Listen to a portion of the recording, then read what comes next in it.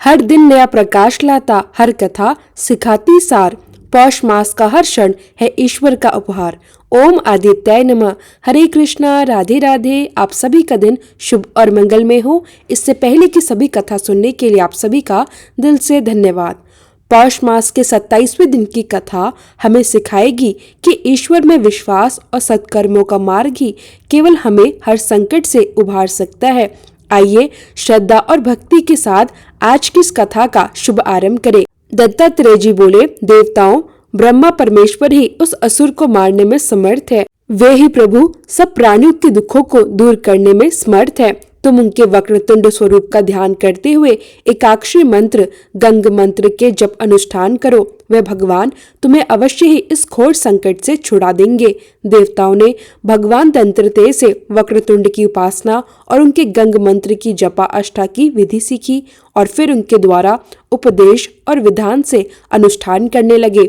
उनकी कठिन आराधना से भगवान वक्रतुंड संतुष्ट होकर दर्शन दिए। उनके आदित्य तेज के कारण सभी के नेत्र मूंद रहे थे। तभी भगवान वक्रतुंड बोले, देवगणों, मैं प्रसन्न हूँ। जो अभीष्ट हो वह वर मांगो। देवताओं ने उनके चरणों में प्रणाम करते हुए हाथ जोड़कर निवेदन किया, प्रभु, हम सब मत्सरासुर के भय से चारों ओर मारे मारे फिर रहे हैं। उससे निस्तार का कोई उपाय नहीं सूझता। कृपया कर हमें संकट से मुक्त कीजिए। भगवान वक्रतुंड बोले, देवताओं, आप चिंता को त्याग दो। मैं मत्सरासुर का समस्त गर्व खंडित कर दूंगा। ऐसा कहकर उन्होंने अपने गणों का स्मरण किया। असंख्य गण वहां प्रकट हो गए। उस समस्त सेना को और देवताओं को साथ लेकर वे प्रभु मत्सरासुर की राजधानी पर जा पहुंचे। असुरों ने दौड़कर मत्सरासुर को सूचित किया, राजन, असंख्य वीरों ने आकर आपकी राजधानी को घेर लिया है। वे शीघ्र नगर में प्रवेश करना चाहते हैं। इसका शीघ्र प्रतिकार कीजिए, नहीं तो बाद में स्थिति पर नियंत्रण करना असंभव होगा। मत्सरासुर ने सेनापति को बुलाकर आदेश दिया, शत्रुओं को मार डालो। उनका जो अधीश्वर है उसे बंदी बनाकर मेरे सामने उपस्थित करो या फिर उसका भी वध कर दो। सेनापति ने आज्ञा सुनकर सिर झुकाया और विशाल असुर वाहिनी के साथ नगर के बाहर आकर वक्रतुंड के गढ़ों को ललकारा। उन्होंने कहा, मूर्खों, प्राणों का भय नहीं लगता तुम्हें जो यहाँ मरने के लिए आए हो। जिन महाराज मत्सरासुर, सुख्यम, विष्णु और शिव भी अपने असंख्य सेवकों के साथ भागे भागे फिरते हैं, तो तुम्हारी क्या गणना है। इसलिए तुरंत ही अपने अपने प्राण लेकर यहाँ से भाग जाओ। तभी समस्त गणों ने एक साथ मिलकर वक्रतुंड का जय घोष किया और दैत्य सेना पर प्रहार करने लगे। भयंकर युद्ध छिड़ गया।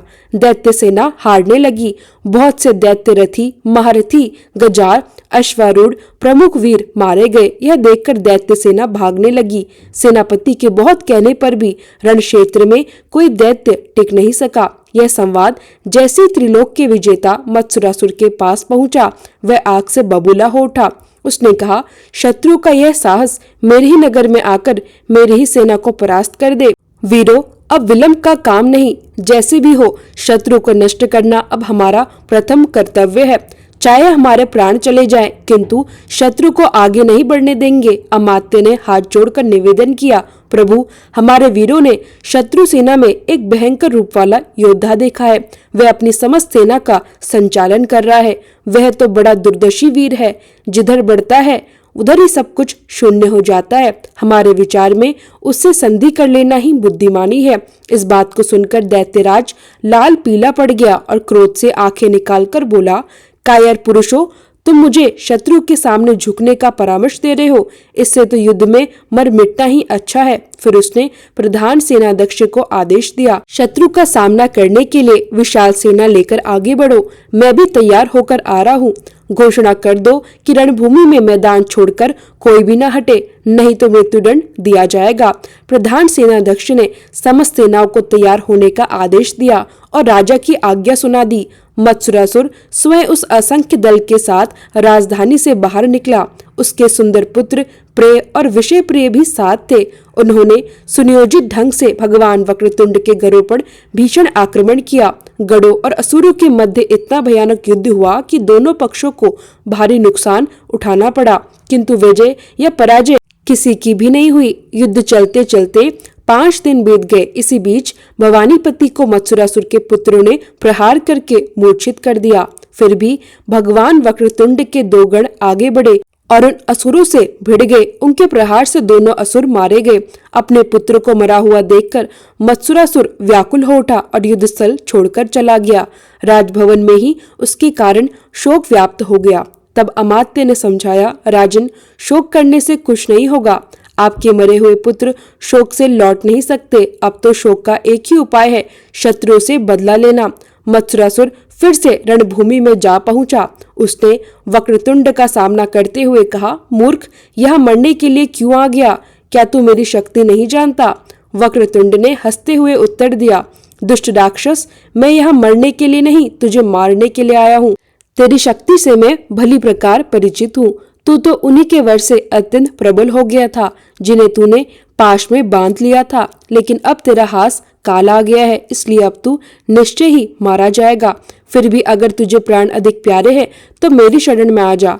मत्सुरासुर ने देखा कि वस्तुतः भगवान वक्रतुंड अत्यंत प्रबल हैं, जिनका सामना करने से मरण होना संभव है, तो वह उनके प्रस्ताव पर विचार करने लगा और अमात्य से परामर्श किया कि अब ऐसी स्थिति में क्या करना चाहिए। अमात्य ने मत्सुरासुर को समझाया, महाराज, वक्रतुंड ने आपको शरण देने का प्रस्ताव देकर अपनी उदारता दिखाई है। उनकी शरण लेना ही अधिक कल्याणकारी होगा। असुर का भी यही विचार था, इसलिए वह शीघ्र ही वक्रतुंड की शरण में जाकर उनकी स्तुति करने लगा। मत्सुरासुर बोला, प्रभु, मैं आपके पराक्रम से पहले अनजान था। अब मुझे ज्ञात हो गया है कि आप कोई साधारण देवता नहीं, वरण्य सर्व समर्थ परात्पर ब्रह्मा है। हे नाथ, मुझ अज्ञानी के अपराध को क्षमा करके अपनी शरण में स्थान दीजिए, साथ ही अपनी सद्बुद्ध भक्ति भी प्रदान कीजिए। ऐसा कहकर उसने भगवान वक्रतुंड के चरण पकड़ लिए।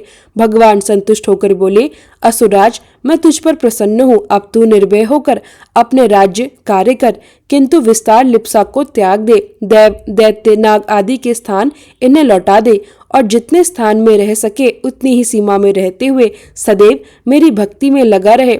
अपने अनुयायियों को आदेश दे कि वे निरह प्राणियों पर किसी भी प्रकार का अत्याचार न करे। मत्सुरासुर ने तुरंत ही स्वीकार किया कि वह वैसा ही करेगा। इससे सभी देवगण आनंद मग्न हो गए। उन्होंने भक्ति भाव से वक्रतुंड भगवान की स्तुति की। उन्होंने देवताओं को भी अभय प्रदान किया और तुरंत ही अंतर्ध्यान हो गए। श्री सूत जी बोले, हे शौनक, उन दयामयी भगवान वक्रतुंड ने मत्सुरासुर को क्षमा कर दिया और उसे अपना भक्त बना लिया। इसी प्रकार का एक अन्य उपाख्यान दंबासुर का भी है। उसे भी भगवान वक्रतुंड ने क्षमा दान दिया था। शौनक जी बोले, हे सूत जी, हे प्रभु, मुझे दंबासुर का उपाख्यान भी सुनाने की कृपा कीजिए। हे दयालु, मुझे गणेश्वर के विभिन्न चरित्रों को सुनने में बड़ा आनंद आ रहा है। तब सूत जी बोले, हे शौनक जी, वह उपाख्यान स्कार्ब काल का है, जब ब्रह्मा जी ने सृष्टि रचना का कार्य आरंभ किया। तब उन्हें अनेक विघ्नों का सामना करना पड़ा। तब लोक पितामह ने सोचा कि इन विघ्नों का निवारण वे वक्रतुंड गणाधिपति ही कर सकते हैं, इसलिए उन्हीं प्रभु को प्रसन्न करना चाहिए। ऐसा निश्चय कर उन्होंने गणेश्वर का भक्ति भाव से पूजन आरंभ किया। उनके यही मेरा अभीष्ट है, तथास्तु कहकर वक्रतुंड भगवान अंतर्ध्यान हो गए। इसके बाद लोक पितामह ने निर्विघ्न रूप से सृष्टि कार्य संपन्न किया, किंतु उस समय पितामह के कंप से दंभ नामक एक विकराल शिशु उत्पन्न हुआ, जो जल्दी से बड़ा हो गया। उसने अपने उत्कर्ष के लिए घोर तपश्चर्या आरंभ की। उस कठोर तप को देखकर लोक शिष्टा बड़े प्रसन्न हुए। उन्होंने उसे दर्शन देकर कहा, वत्स, वर मांगो। दंभ ने उन्हें प्रणाम किया और बोला, प्रभु, मैं त्रिलोक की विजय बनूं और सदैव निर्भय रहूं। मेरा तिरस्कार कोई भी संसारिक प्राणी या देवता, दैत्य आदि ना कर सके। पितामह ने कहा, वत्स, तेरी कामना अवश्य पूरी होगी। तब दंबासुर शुक्राचार्य के पास गया, जिसने उस दैत्य शवर के पद पर अभिषिक्त किया। अब दंबासुर ने एक अत्यंत सुंदर नगर बनवाया और उसी नगर में रहने लगा। वह नगर चारों ओर सिद्धगढ़ पार्क और खाई आदि के द्वारा सुरक्षित था। वहीं उसने दैत्य को बुलाकर उनकी सेना एकत्रित करना आरंभ किया। उसने अपने राज्य विस्तार की नीति अपनाई।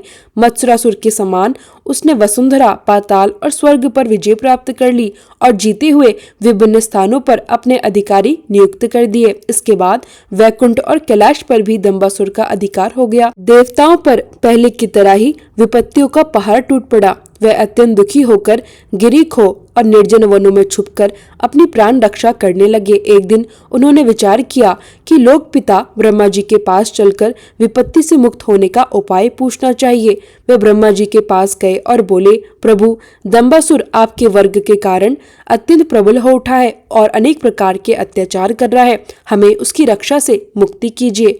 ब्रह्मा जी बोले, देवताओं, इस संकट से छुटकारा पाने के लिए हमें भगवान वक्रतुंड की उपासना करनी चाहिए। आपके साथ मैं भी उनके एकाक्षरी मंत्र का जप आरंभ कर रहा हूँ। ऐसा कहकर देवताओं के साथ लोक पितामह ने भगवान वक्रतुंड का पूजन किया और उनके मंत्रों का जाप किया। अनुष्ठान पूरे होने पर वक्रतुंड भगवान प्रकट हुए। उन्होंने कहा, चतुरानन, मैं प्रसन्न हूँ, आप अपना अभीष्ट वर मांग लीजिए। ब्रह्मा जी बोले, हे प्रभु, आप समस्त दुख दारिद्र्य को दूर करने में समर्थ है।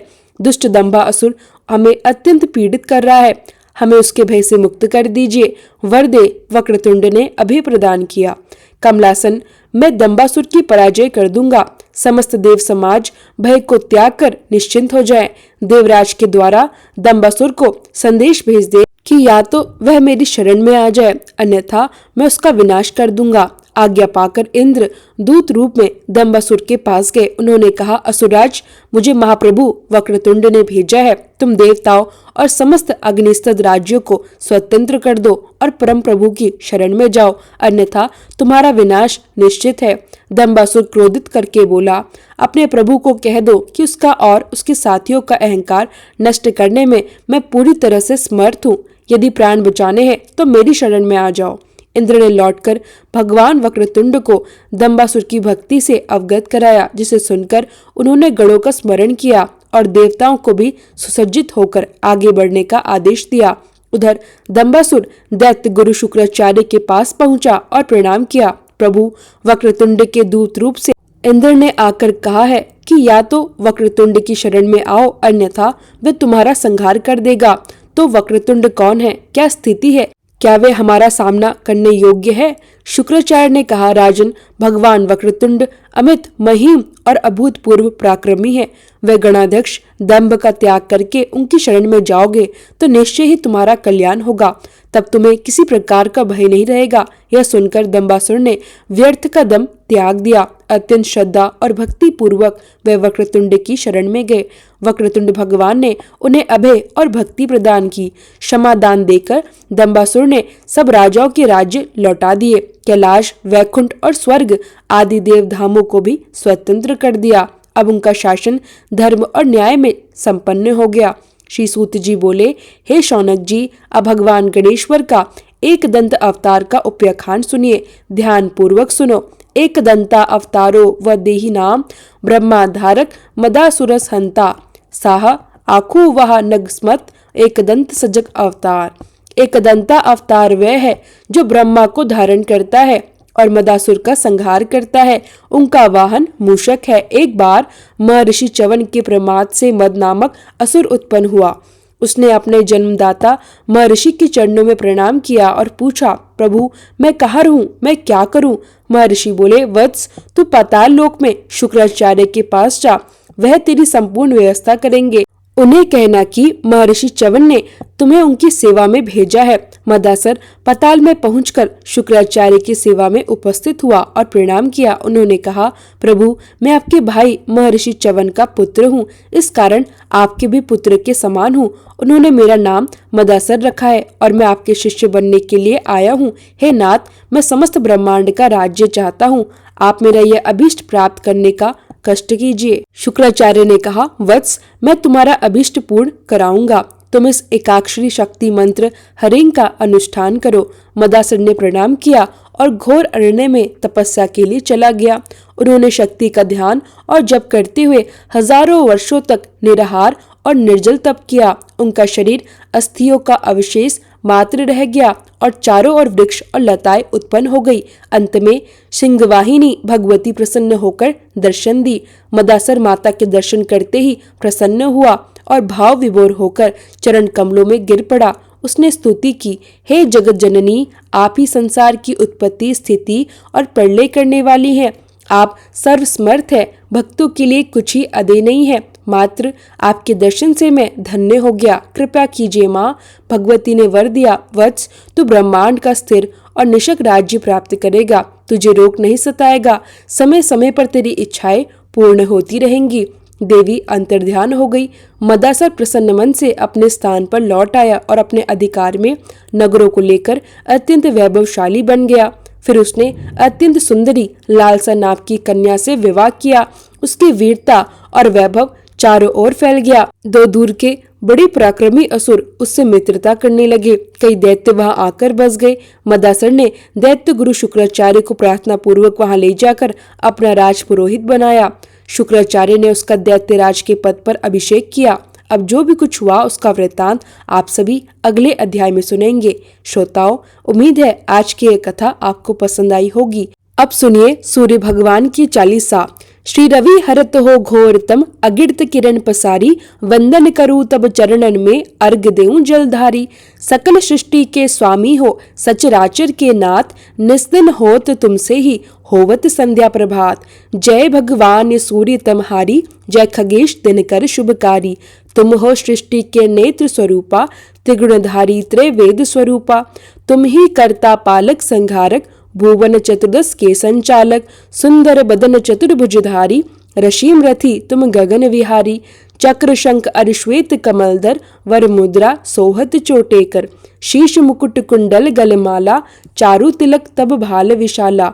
सप्त अश्वरथ अतिग्रत गामी, अरुण साथी गति अविरामी। रक्त वरुण आभूषण धारक, अति प्रिय तोहे लाल पदारथ। सर्वात्मा कहे तुम ऋग्वेदा, मित्र कहे तुमको सब वेदा। पंचदेवों में पूजे जाते, मन वांछित फल साधक पाते। द्वादश नाम जाप उद्धारक, रोग शोक अरु कष्ट निवारक। माँ कुंती तब ध्यान लगायो, दानवीर सुत कर्ण सो पायो। राजा युधिष्ठिर तब जस गायो, अक्षय पात्र वो वन में पायो। शस्त्र त्याग अर्जुन अकुरायो, बन आदित्य हृदय से पायो।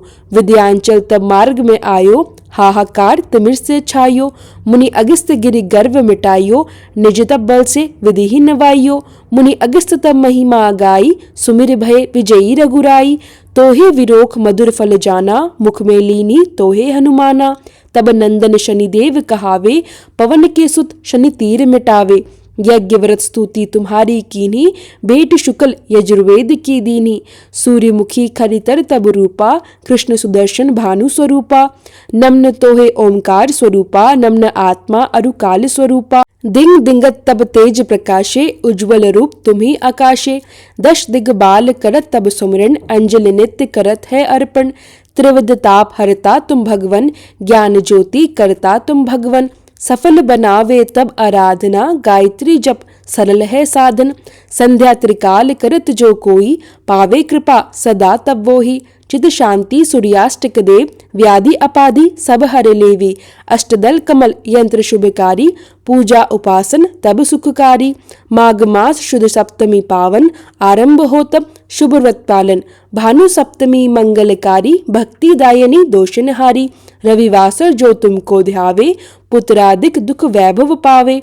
पाप रूपी पर्वत के विनाशी, वृज रूप तुम हो अविनाशी। राहु आन तब ग्रास बनावे, ग्रहण सूर्यता को लग जावे। धर्म दान तप करते हैं साधक, मिटत राहु तब पीड़ा बाधक। सूर्यदेव तब कृपा कीजे, दीर्घ आयु बल बुद्धि दीजे। सूर्य उपासना कर नित ध्यावे, कुष्ठ रोग से मुक्ति पावे। दक्षिण दिशा तोरी गति जावे, दक्षिणायन वो ही कहलावे। उत्तर मार्गी तोरो रथ होवे, उत्तरायण तब वो कहलावे। मन अरु वचन कर्म हो पावन, संयम करता भलित आराधना। भरत दास चिंतन करत, घर दिनकर तब ध्यान। रखियो कृपा इस भक्त पे, तुम्हारी सूर्य भगवान। आरती। ओम जय सूर्य भगवान, जय हो दिनकर भगवान। जगत के नेत्र स्वरूपा, तुम हो त्रिगुण स्वरूपा। धरत सब ही तव ध्यान। ओम जय सूर्य भगवान। सारथी अरुण है प्रभु, तुम श्वेत कमल धारी। तुम चार भुजाधारी, अश्व है सात तुम्हारे, कोटि किरण पसारे, तुम हो देव महान। ओम जय सूर्य भगवान। उषा काल में जब तुम उद्यान चले आते, सब तब दर्शन पाते, फैलाते उजियारा, जागता तब जग सारा, करे सब तब गुणगान। ओम जय सूर्य भगवान। संध्या में भुवनेश्वर अस्थान चले जाते, गोधन तब घर आते, गोधुली बेला में हर घर हर आंगन में हो तब महिमा गान। ओम जय सूर्य भगवान। देव दनुज नर नारी, ऋषि मुनिवर भजते, आदित्य हृदय जपते, स्तोत्रे मंगलकारी, इसकी है रचना न्यारी, देव नव जीवन दान। ओम जय सूर्य भगवान। तुम हो त्रिकाली रचेता, तुम जग के आधार, महिमा तब अपरंपार, प्राण का सींचन करके भक्तों को अपने देते, बल बुद्धि और ज्ञान। ओम जय सूर्य भगवान। भूचर जलचर खेचर, सबके हो प्राण तुम्ही, सब जीवों के प्राण तुम्ही, वेद पुराण बखाने, धर्म सभी तुम्हें माने, तुम ही सर्वशक्तिमान। ओम जय सूर्य भगवान। पूजन करती दिशाएं, पूजे दश दिक्पाल, तुम भुवनों के प्रतिपाल, ऋतुएं तुम्हारी दासी, तुम शाश्वत अविनाशी, शुभकारी अंशुमान। ओम जय सूर्य भगवान। ओम जय सूर्य भगवान। जय हो दिनकर भगवान, जगत के नेत्र स्वरूपा, तुम हो त्रिगुण स्वरूपा, धरत सब ही तब ध्यान। ओम जय सूर्य भगवान। प्रेम से बोलिए सूर्य भगवान की जय हो।